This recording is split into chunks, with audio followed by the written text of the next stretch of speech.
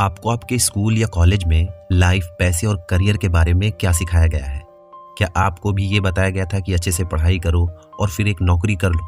क्या आपको स्कूल या कॉलेज में कभी ये सिखाया गया कि पैसा कैसे बनाते हैं, अमीर कैसे बनते हैं? अगर आपका भी स्कूल ज़्यादातर स्कूलों की तरह था तो चांसेस यही है कि आपको भी बस घर चलाने के लिए एक नौकरी कर लेने के लिए कहा गया होगा। लेकिन असल में पैसा कमाकर अमीर कैसे बन सकते हैं ये किसी ने नहीं सिखाया होगा।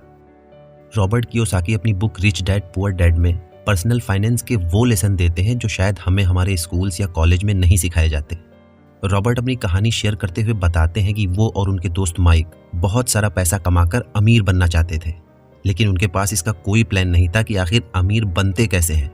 इसी सवाल का जवाब ढूंढने के लिए दोनों रॉबर्ट के फादर, जिन्हें वो पुअर डैड कहते हैं, उनके पास जाते हैं।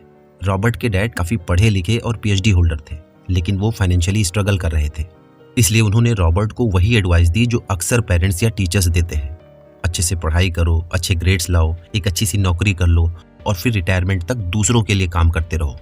दूसरी तरफ माइक के फादर, जिन्हें रॉबर्ट रिच डैड कहते हैं, वो ज़्यादा पढ़े लिखे तो नहीं थे, लेकिन उनके पास फाइनेंस की अच्छी समझ थी। उन्होंने ऐसी घिसी पिटी एडवाइस ना देकर रॉबर्ट को अमीर बनने के कुछ इंपॉर्टेंट लेसन्स बताए। रिच डैड रॉबर्ट कियोसाकी को बताते हैं कि अमीर लोग पैसे के लिए काम नहीं करते, बल्कि उनका पैसा उनके लिए काम करता है। ये प्रिंसिपल आम लोगों की सोच से बिल्कुल अलग है, क्योंकि हम में से ज़्यादातर लोग पैसों के पीछे भागते हैं। पैसा कमाने के लिए लोग काम करते हैं और जैसे ही पैसा आ जाता है वो नई नई चीज़ें खरीदने लगते हैं और इसी वजह से एक ऐसी रेस में फंस जाते हैं जिसे रैट रेस कहा जाता है। रिच डैड बताते हैं कि ज़्यादातर लोग एक ऐसी लाइफस्टाइल को फॉलो करते हैं जिसमें उनका मेन गोल होता है अच्छी एजुकेशन लेना, एक सिक्योर जॉब ढूंढना और फिर अपनी ज़िंदगी का एक बड़ा हिस्सा घर, कार या दूसरी चीज़ों के लोन चुकाते हुए गुजारना। ये एक ऐसी साइकिल है जिसमें आदमी चाहे कितनी भी मेहनत कर ले, वो हमेशा किसी और के लिए काम कर रहा होता है। जब लोग नौकरी करते हैं तो अपनी ज़िंदगी के काफ़ी बड़े हिस्से को बस पैसा कमाने में ही गुजार देते हैं, लेकिन असल में उनका पैसा किसी और के पॉकेट में जा रहा होता है। फिर भी लोग इस रेस को छोड़ नहीं पाते, क्योंकि उनके अंदर डर, लालच और जिम्मेदारियों का बोझ होता है जो उन्हें इस साइकिल में बांध के रखता है। एक स्टेबल सैलरी उन्हें सुरक्षा का एहसास देती है और उनका डर उन्हें कुछ नया करने से रोकता है। रिच डैड कहते हैं कि सबसे पहले इंसान को अपने डर को ख़त्म करना चाहिए। उनका मानना है कि डर और इनसिक्योरिटी की वजह से ही लोग रैट रेस में फंस जाते हैं, जबकि असली रास्ता ये है कि आपको अपनी फाइनेंशियल सिचुएशन इस तरह से बनाना चाहिए कि आपको पैसों के लिए काम ना करना पड़े, बल्कि आपका पैसा आपके लिए काम करे। इसका मतलब ये होता है कि आप ऐसे तरीके ढूंढें जिससे आपका कमाया हुआ पैसा आपके लिए और पैसा बनाए। इसके लिए रिच डैड सजेस्ट करते हैं कि लोग इन्वेस्ट करना सीखें, बिजनेस करना सीखें और ऐसे इनकम सोर्सेस के बारे में जानें जिससे पैसा खुद ब खुद जनरेट हो।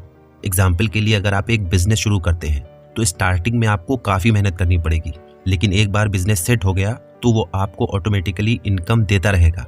इसी तरह अगर आप प्रॉपर्टी में इन्वेस्ट करते हैं या स्टॉक मार्केट में सही तरीके से पैसा लगाते हैं तो आपका इन्वेस्टमेंट आपके लिए काम करेगा और फ्यूचर में आपके लिए इनकम जनरेट करेगा। रिच डैड की सबसे इंपॉर्टेंट एडवाइस है कि एसेट पर फोकस करो, लायबिलिटीज पर नहीं।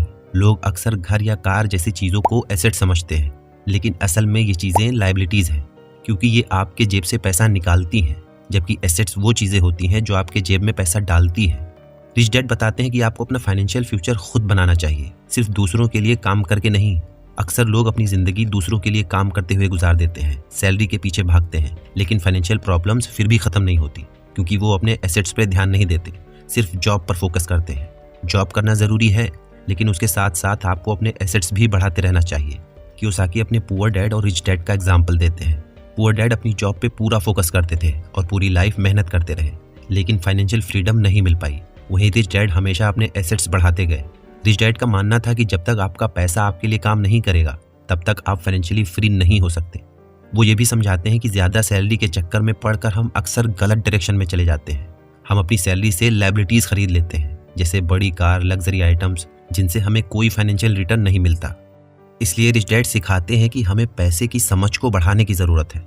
सिर्फ नौकरी पर डिपेंड रहने की जगह हमें ऐसे तरीके अपनाने चाहिए जिससे हम फाइनेंशियली स्ट्रांग हो सके और हमारी फाइनेंशियल इंडिपेंडेंस बढ़ सके। अगर आपको वीडियो अच्छी लगी हो तो चैनल को सब्सक्राइब करके हमें सपोर्ट करें। मिलते हैं अगली वीडियो में।